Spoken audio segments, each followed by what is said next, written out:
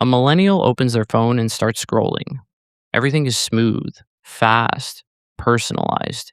The videos begin before they ask for them. The ads seem to know what they were thinking about yesterday. The feed rearranges itself around whatever will keep them there a little longer. Nothing is broken. Nothing is loading slowly. Nothing requires much effort. And somehow, for reasons they cannot fully explain, they miss a website that barely worked, a forum with too many signatures, a blog with a terrible layout, a profile song that took too long to load, a username they have not used in 15 years. Not because the old internet was better in every way, it wasn't, but because it felt different. Less like a machine built to hold them, more like a place they had found. Millennials have developed a particular kind of digital nostalgia. They miss the old internet.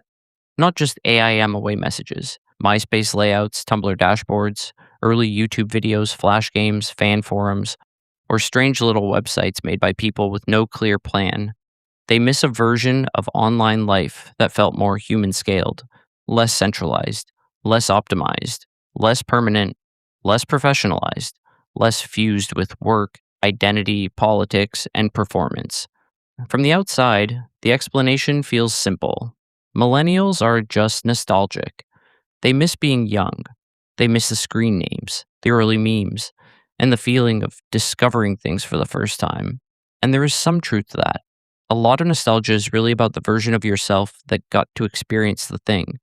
But like most simple explanations, it only captures part of what is happening. Because the internet itself really did change.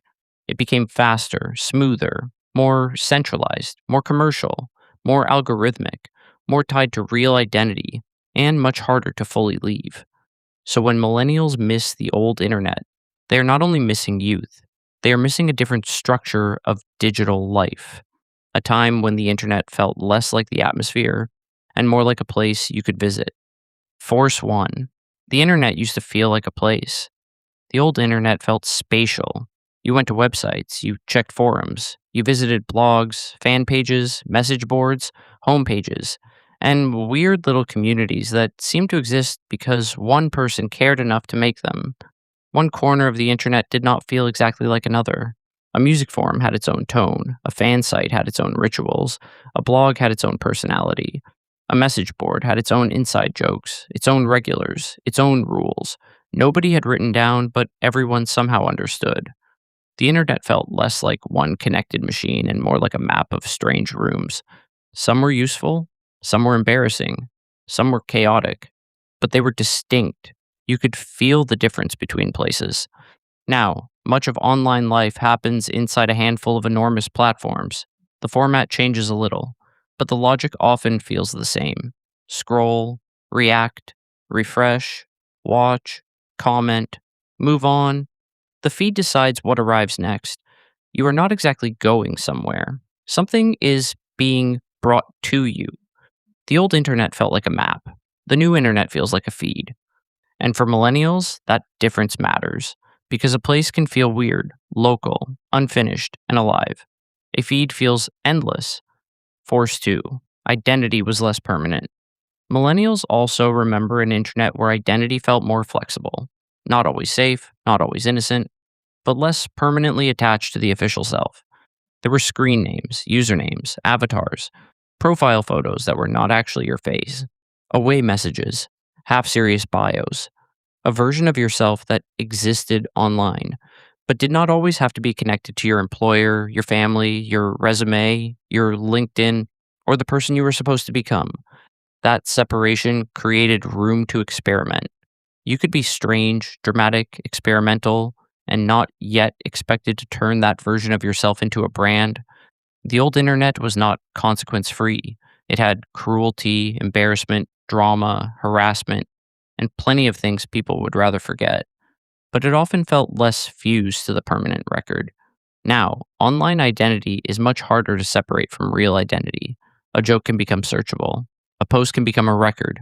An opinion can become something future coworkers, clients, dates, or employers might find later. And that changes how people express themselves. The self becomes more edited, more careful, more aware of how it might look from the outside. Millennials miss the feeling of being online before every version of the self had to be searchable, professional, and explainable. Force 3. The feed turned discovery into content. The old internet was inefficient. You had to look around. You clicked links from one page to another. You found a blog through a blog roll, a song through a forum thread, a video because someone sent it to you, a strange website because a search result led somewhere unexpected. Discovery was clunky, but it could feel personal. You found things through people, through accidents, through communities, through the internet's uneven, half broken geography. The modern internet is much better at giving people things they might like. That is the trade off. The feed learns quickly. It notices what holds attention, what creates reaction, what keeps the thumb moving, and then it gives more. That can be useful, but it can also make discovery feel less like exploration and more like capture. You are no longer wandering through the internet. You are being guided through it. And the guide is not trying to make your life richer, it is trying to keep you engaged. That is where everything starts becoming content. A hobby becomes a niche. A personality becomes a brand. A thought becomes a post. A private moment becomes a possible clip. A life becomes something to package. Millennials were there for the transition. They remember when posting online could feel casual, awkward, and specific. Then they watched the same behaviors become optimized: hooks, captions, thumbnails, niches, engagement, consistency. Even people who do not think of themselves as creators absorb some of the logic. Will this perform? Is this on brand? Should I post it? Should I delete it? The internet trained people to become both the performer and the analyst of their own performance. And once that happens, online life starts to feel less like expression and more like production. Force 4. The internet stopped being separate from life. The old internet was somewhere you went. You logged on, you logged off. Even if you spent too much time there, even if it mattered deeply, it still felt like a zone, a place on the computer, a place with a beginning and an ending. That boundary is mostly gone now. The internet is in the pocket. It mediates friendship, dating, work, shopping, politics, entertainment, memory, reputation, rest, and even boredom. A person does not simply use the internet, they live through it. They wake up to messages, work through platforms, relax through feeds, date through apps, argue through comments, remember through photos, and move through ordinary moments with the quiet awareness that almost anything could be recorded, posted, judged, or monetized. That does not mean modern life is worse in every way. The internet gives people real connection, real work, real communities, and real creative opportunities. But it also became more total, less optional, less bounded, less like a tool and more like the environment surrounding everything. That is why the nostalgia can feel so intense. Millennials are not only missing websites, they are missing a boundary. They are missing the feeling that digital life had edges. The old internet felt like somewhere you visited. The new internet feels more like the weather, always present, shaping the mood, difficult to step outside of completely. And this is where the honest part comes in. The old internet was not perfect. It was slower. It was clunky. Pages broke. Pop ups were everywhere. Scams existed. Harassment existed.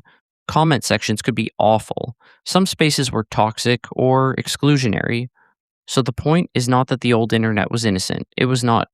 And some millennial nostalgia is selective. But nostalgia can be selective and still point towards something real. What millennials miss is not every detail of the old internet. They miss the fact that it felt less total, less optimized, less inescapable, less like every experience had to become data, content, identity, or performance. They miss the internet before it became so good at knowing them, before the feed became the room, before platforms became the map, before being online became almost indistinguishable from being alive now.